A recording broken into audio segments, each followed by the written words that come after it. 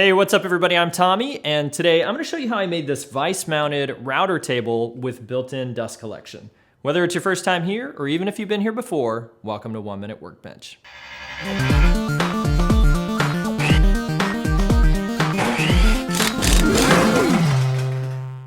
So when I started out building this router table, I actually intended on it just being a temporary jig, but during the building process, it sort of evolved into this fully featured router table.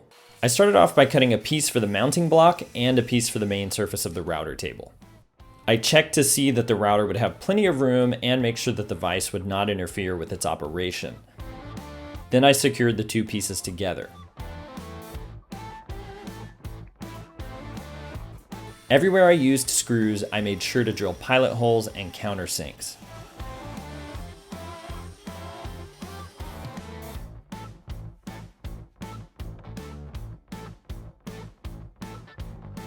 I chose a bit that was larger than my largest router bit, marked a hole in the center of the table, and then drilled it out on the drill press.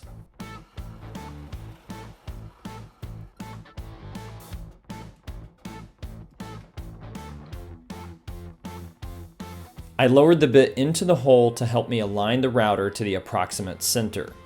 With the router in the approximate center, I marked the mounting thread locations with a pencil.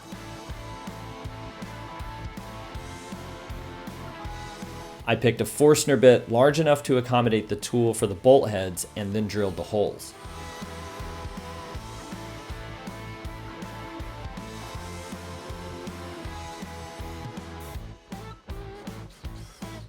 I finished drilling the holes with a 5/16 inch bit to match the size of the mounting bolts.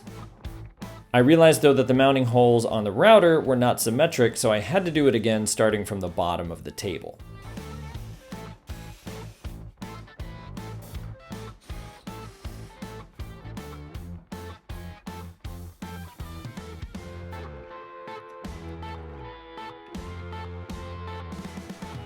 I mounted the router in place, set the bit depth for a round over, and gave it a preliminary test.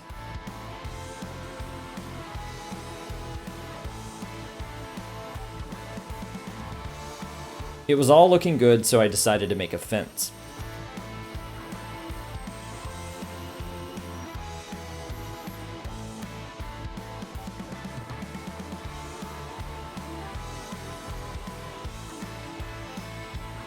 At first, I just clamped the fence in place to test it. Since that was working well, I figured I might as well continue and make it adjustable. I just copied the cutout from the fence to the fence base.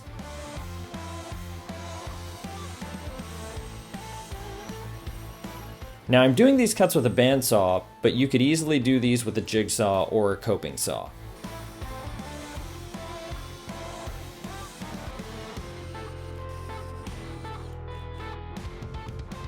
With the fence built, I started working on the adjustment knobs.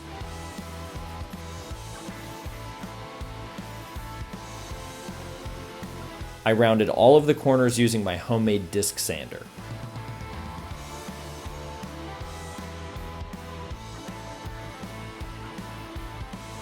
Since I had the sander out, I took the opportunity to go ahead and round over all the other sharp corners.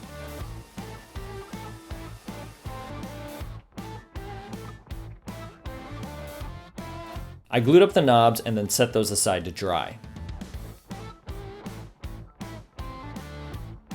While the knobs were drying, I took some measurements and determined where I wanted the mounting bolts for the adjustable fence.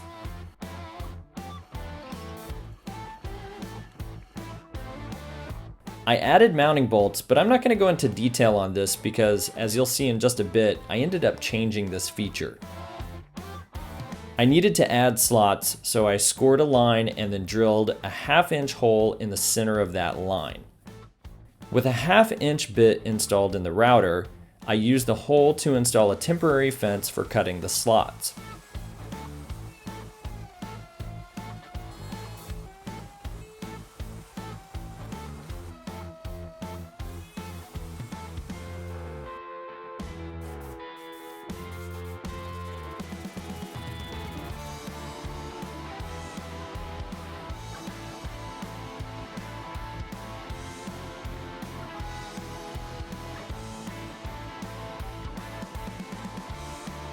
Right when I finished making the knobs, I realized I wanted to change things so that the bolts were part of the knobs and not part of the table. So I removed the bolts and drilled out large counterbores in the mounting block. This allowed me to use T-nuts in the mounting block.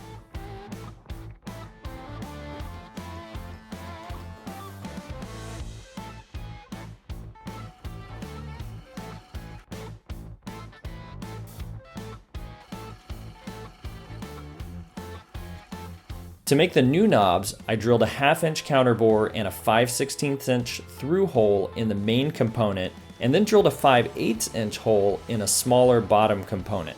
This will make sense in just a little bit.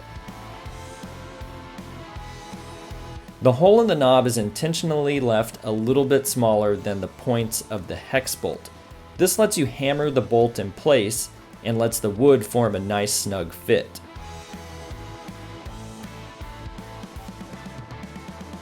To make sure the bolt didn't back out, I used a nylon lock nut. I of course rounded all the corners and then added the bottom components to the knobs.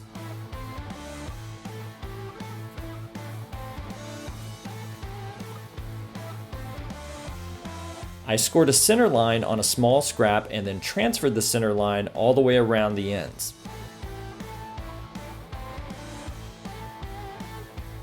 Then I used a pencil just to darken the center line.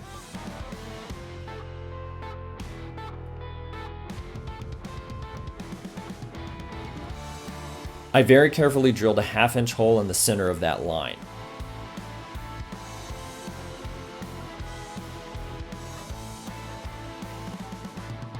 I mounted the router in place, inserted the bit into the piece, and squared the piece with the outside edge of the table. Then I made marks to match the center line.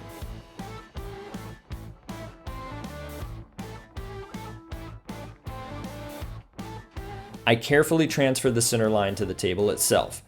This gave me a mark that is aligned with the center of the bit.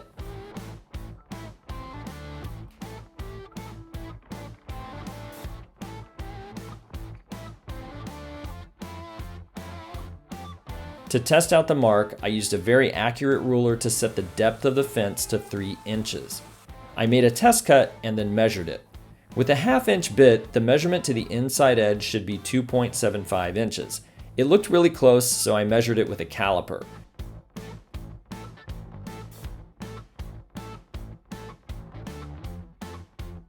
As you can see here, it's within 0.02 of an inch, which is really close. With the success of the first few cuts, I decided to build the rulers right into the table. These steel rulers were just $1 each at Harbor Freight. I took some basic measurements and cut them down to size using a pair of 10 snips. Then I used the rulers themselves as a guide for drawing the marks I would need to embed them in the table.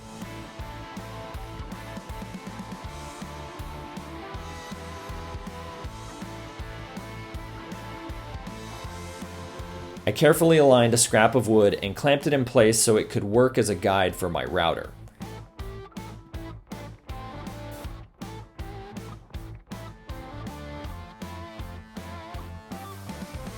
I set the router's bit so that it would cut a slot just a little bit deeper than the thickness of the ruler.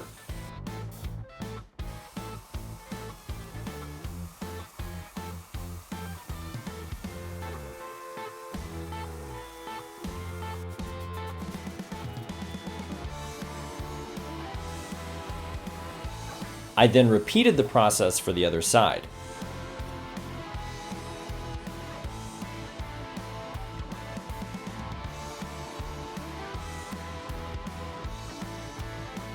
I added hot glue to the slot and set the ruler in place.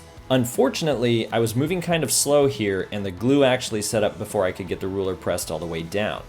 So I used a heat gun to soften the glue so I could push the ruler down until it was flush with the table.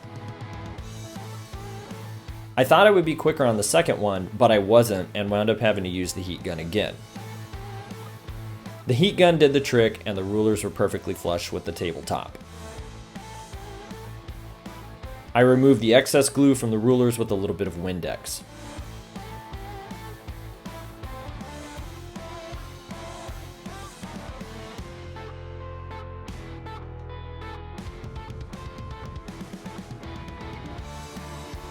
I added the router back in place and used the alignment block to make sure the router was perfectly centered with the line. My first test cut was at 2 inches, and with a 1/2 inch bit, when measured to the first edge, should be 1.75 inches.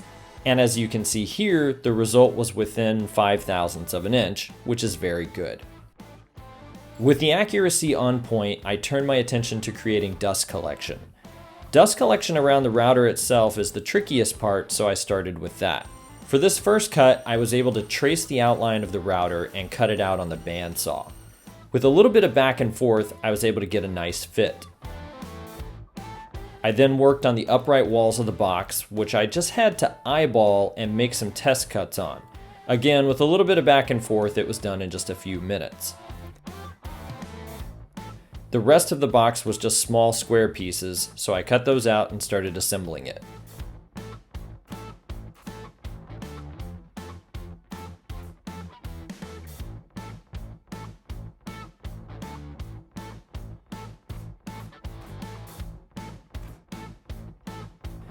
I traced out the top of the box and trimmed it to match the rest of the pieces.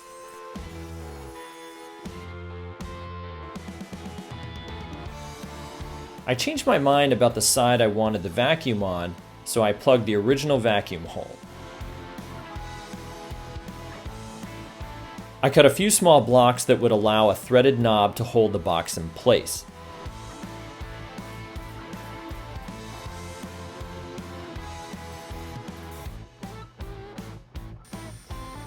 I then added a T-nut that would accept the threaded knob.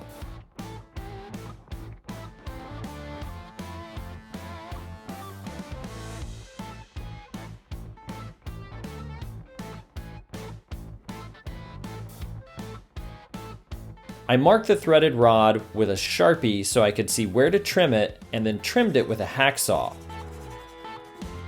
And for safety, I filed the sharp edges until they were smooth.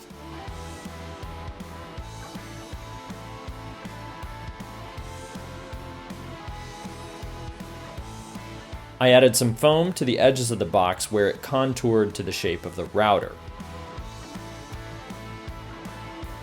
I then added a small wooden block and used some hot glue to attach a foam block that would cover the last remaining opening.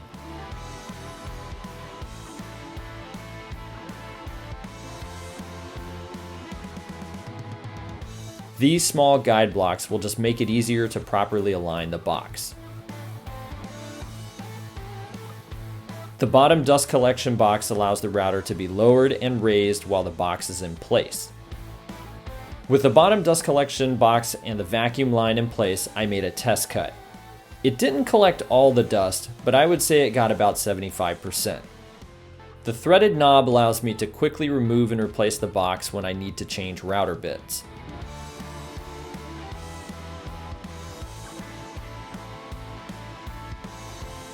The top dust collection box was a lot easier than the bottom one. I just glued it, clamped it in place, and let it dry for about an hour.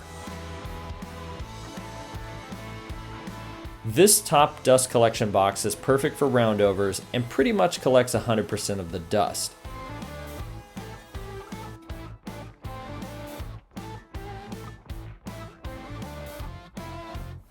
With everything working good, I took it all apart and prepped it for finishing. For finishing, I applied 6 coats of satin water-based polyurethane and sanded in between coats.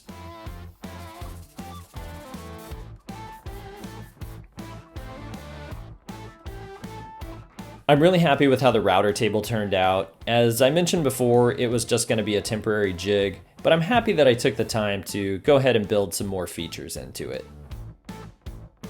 Hey, thanks for watching. I really hope you liked this video. If you haven't already, be sure to like and subscribe, and make sure you hit the bell icon so you get notified every time there's a new episode. I'd love to hear what you think of this Vise-mounted router table in the comments section below. And if you have any quick questions you want answered, hit me up on Instagram, Facebook, or Twitter. And until the next time I see you, I hope you have fun building something.